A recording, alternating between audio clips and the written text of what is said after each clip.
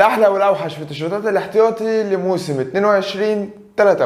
ولازم ابقى صريح معاك ان انا هغش شويه المره دي. ممكن في الليسته دي نختار التيشيرتات الثالثه مش لازم التيشيرت الثانيه. وطبعا كل ده كالعاده من وجهه نظري الشخصيه، ومستني رايك تحت في الكومنتات في الاحلى وفي الاوحش. فقبل ما نبدا كده انزل اعمل سبسكرايب ولايك وهات كده حاجه تشربها ويلا بينا. المره دي هنبتدي بالاحلى والمركز الخامس في احلى 5 تيشيرتات احتياطيه هي تيشيرت ليدز. غالبا يا عزيزي انت شخص مش مهتم بليدز اصلا ولا شفت اي حاجه لليدز، ولكن احب اقول لك ان التيشيرت الاحتياطيه بتاعتهم فكره شفناها قبل كده ولكن في الكوره ما شفناهاش. مع اللون الاصفر والكحلي الوان ليدز اللي داخلين في التيشيرت كده جوه بعض شكلها روش، وانا بصراحه بيستهواني قوي نوع التيشيرتات اللي بتلبسها وتمشي في الشارع كده الناس تبص عليك ويوقفوك يسالوك انت جايبها منين، ولكن للاسف مش هنلاقي حد بيبيعها في مصر كالعاده. والتيشيرت رقم 4 هي تيشيرت البايرن اللي باللون الابيض في الذهبي. دايما بتكلم في الفيديوهات بتاعتي ان اللونين الاسود والذهبي عمرهم ما بيطلعوا وحشين، ولكن تيشيرت البايرن السنه دي باللون الابيض مع الذهبي حلوه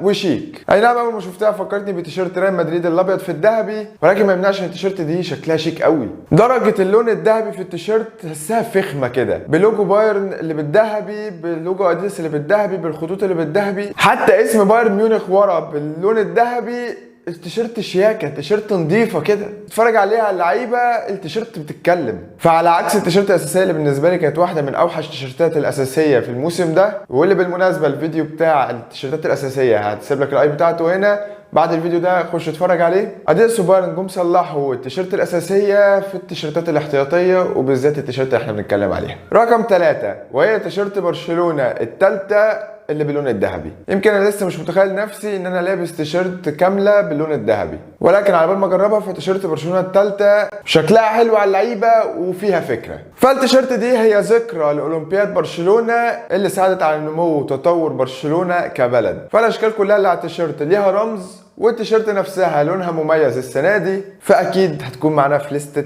الاحلى في التيشيرتات الاحتياطي. نسخن بقى كده. ورقم 2 تيشيرت انتر الاحتياطي. طبعا اللي شاف فيديو التيشيرت الاساسيه عارف رايي كويس قوي في التيشيرت الاساسيه، ولكن برضو الانتر مع نايك جم وصلحوا غلطتهم في التيشيرت الاساسيه في التيشيرت الاحتياطي. فالتيشيرت الاحتياطي جانب ديزاين والوان غريبه ومختلفه. الديزاين ده عليه الكره الارضيه او الخريطه بدرجه لون كده مميزه جدا، والديزاين نفسه والفكره نفسها مميزه جدا برضه. يمكن شكل التيشيرت مش اروش حاجه على اللعيبه، ولكن الشكل والفكره والالوان مش زي اي حاجه شفناها الفتره اللي فاتت. ونيجي لاحسن تيشيرت احتياطيه من وجهه نظري الموسم ده، واكيد من غير كلام ومن غير تفكير هي تيشيرت ارسنال الاحتياطيه. التيشيرت دي كومبو الالوان بتاعها الاسود مع الرمادي مع الذهبي بالاشكال اللي عليها بشكلها على اللعيبه هي كسبت خلاص. التيشيرت دي بتشوفها كده في الملعب بتقول دي التيشيرت رقم 1 الموسم ده في التيشيرتات الاحتياطيه. من اول المدفع واديداس اللي باللون الذهبي المنور كده شويه بلون الفونت اللي بيلعبوا بيه في الكاس او في اوروبا، بميكس الوان خطوط اديداس اللي بالرمادي على الاسود بالاشكال بالحروف اللي على التيشيرت، ومع الاداء المميز قوي الارسنال السنه دي، فهي بالنسبه لي اكيد من غير نقاش رقم 1.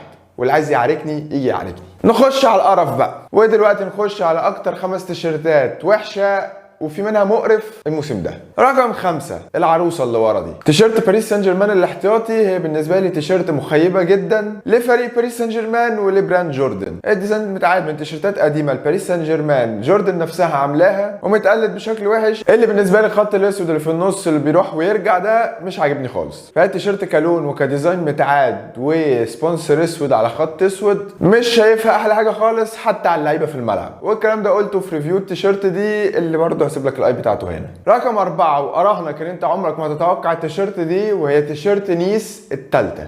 ايه يا معلم التيشيرت دي؟ ماكرون بصراحه عملت حاجه غريبه جدا. التيشيرت بلونين غراب قوي على بعض، اللون الموف واللون البرتقاني، واللونين داخلين في بعض كده ولكن في مكان غريب. اللونين في التيشيرت دي ولا نص ونص ولا حتى تلت وتلتين، هم ضربوا التيشيرت كلها موف وجم عند الكم اليمين وحته من طرف التيشيرت راحوا ملونينها برتقاني. فهي حاجه غريبه قوي وشكل غريب ومش فاهم ايه فكرتها. فشكرا ماكرون على وجع العينين ده، ونخش على حاجه ابشع. رقم 3 تيشيرت مانشستر يونايتد الخضراء. اللون الاخضر في حد ذاته شفناه، ولكن درجة اللون الاخضر دي عمرنا ما هنشوفها. تيشيرت سيئة بدرجة مستفزة، حتى اللعيبة في الملعب والكاميرا جايبة كده الملعب من فوق شكلهم مش حلو. درجة اللون الاخضر وحشة قوي، ومع الشورت والشراب الخضر وحشين قوي. بصراحة ما اعرفش فكروا في ايه بعد ما عملوا تيشيرت اساسية كلاسيك كده وبالياقة وبتاع. ما اعرفش فكروا في ايه في التالتة، ولكن اكيد اللي وافق على التيشيرت دي هو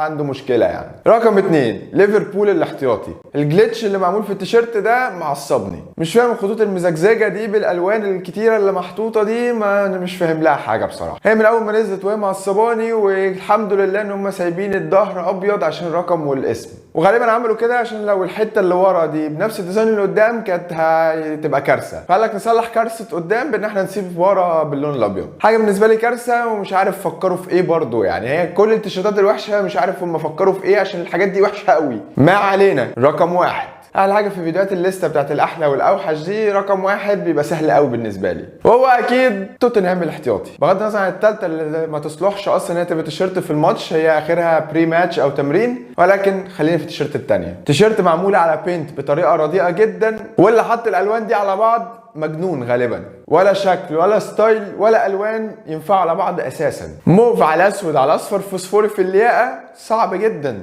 وتيجي تلبس لي في الاخر شراب فوسفوري وشورت اسود. يا اخي حرام عليك. نفسي حد يفهمني في الكومنتات الناس دي وهي بتختار التيشيرتات دي بتفكر في ايه. في تيشيرتات كده محدش مختلف عليها ان هي سيئه، طب انتوا بتفكروا في ايه؟ المهم ده كان رايي يا عزيزي في احلى واوحش 5 تيشيرتات احتياطيه لموسم 22 23، والاهم من ده مستني رايك تحت في الكومنتات. شكرا انك شفت الفيديو، ما تنساش السبسكرايب واللايك. اشوفك الفيديو الجاي.